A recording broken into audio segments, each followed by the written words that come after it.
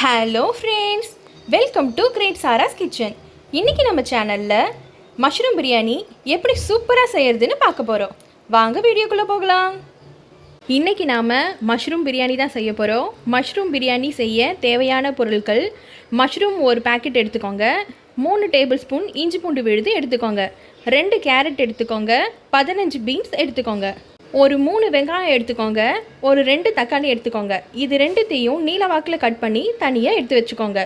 ஒரு 4 பச்சை மிளகாய் எடுத்துக்கோங்க, ஒரு கப் அளவுக்கு புதினா கொத்தமல்லி எடுத்து வச்சுக்கோங்க. ஒரு 2 ஸ்பூன் பிரியாணி மசாலா எடுத்துக்கோங்க, ஒரு ஸ்பூன் காஷ்மீரி சில்லி பவுடர் எடுத்துக்கோங்க, ஒரு அரை ஸ்பூன் மஞ்சள் தூள் எடுத்துக்கோங்க, ஒரு 1/2 ஸ்பூன் ரெட் சில்லி பவுடர் எடுத்துக்கோங்க.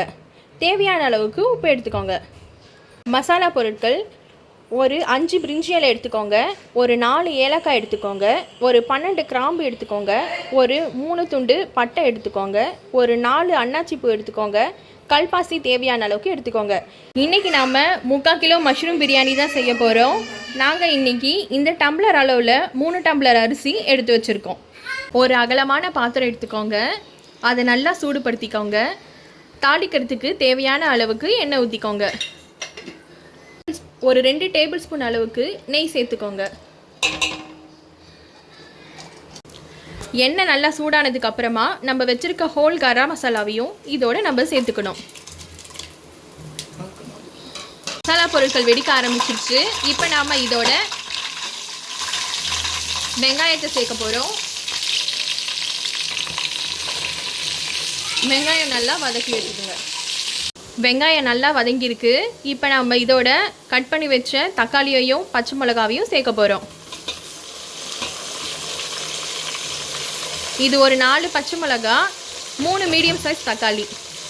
இது நல்லா குழைய வேகிற அளவுக்கு நல்லா வதக்கி விட்டுடுங்க. தக்காளி ஒரு பாதி குக் ஆனதுக்கப்புறமா இதோட நம்ம இஞ்சி பூண்டு விழுதை சேர்க்க போகிறோம். இந்த ஸ்பூன் அளவில் ஒரு 3 டேபிள் ஸ்பூன் எடுத்துக்கோங்க.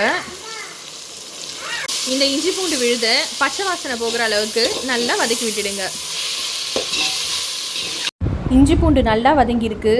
இப்போ நம்ம இதோட கட் பண்ணி வச்ச கேரட் அண்ட் பீன்ஸை சேர்த்துப்போம். இது 2 கேரட், 15 பீன்ஸ்.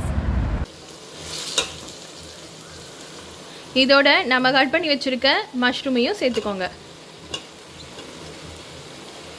இது நல்லா வதக்கி விட்டுடுங்க. ஓரளவுக்கு காய்கள் வெந்ததுக்கு அப்புறமா நம்ம அதோட மசாலா பொருட்களை சேர்க்க போகிறோம்.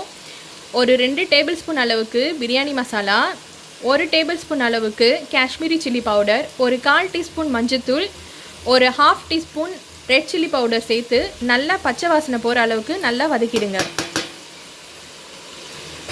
லோ ஃப்ளேம்லேயே வச்சு வதக்கிடுங்க, கரியாத அளவுக்கு. மசாலா பொருட்கள் நல்லா வதங்கியிருக்கு. இப்போ நாம் இதோட புதினாவை சேர்த்துப்போம். புதினாவையும் சேர்த்து நல்லா வதக்கி விட்டுடுங்க. புதினா நல்லா வதங்கிடுச்சு. இப்போ நம்ம இதோட தயிர் சேர்த்துப்போம். ஒரு 2 டேபிள் ஸ்பூன் அளவுக்கு தயிர் சேர்த்து நல்லா கலந்து விட்டுடுங்க, கட்டிகள் இல்லாமல். எல்லாமே நல்லா வதங்கிடுச்சு. இப்போ நாம் இதோட தண்ணி சேர்க்க போகிறோம். நாம் இந்த டம்ளரால் 3 டம்ளர் அரிசி அளந்து வச்சுருக்கோம். அதுக்கு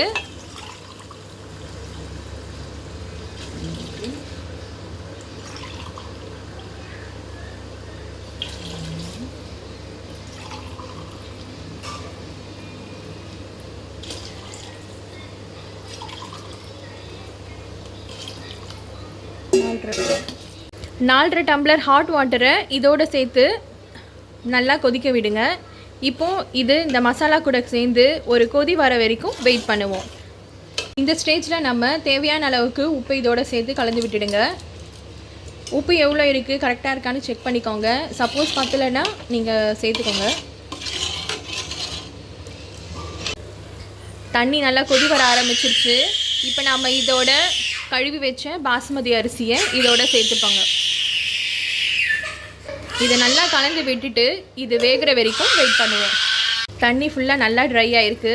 இப்போ நம்ம டம் போடலாம். அந்த பாத்திரத்தை மூடி வச்சுட்டு அது மேலே ஒரு சின்ன பாத்திரத்தில் தண்ணி பிடிச்சி வச்சுடுங்க. கீழே ஸ்டவ்வை லோ ஃப்ளேமில் ஒரு 20 மினிட்ஸ் அப்படியே வச்சுடுங்க. 20 மினிட்ஸ்க்கு அப்புறம் பார்ப்போம் நம்ம பிரியாணி எந்த அளவுக்கு சூப்பராக தயாராகிருக்குன்னு.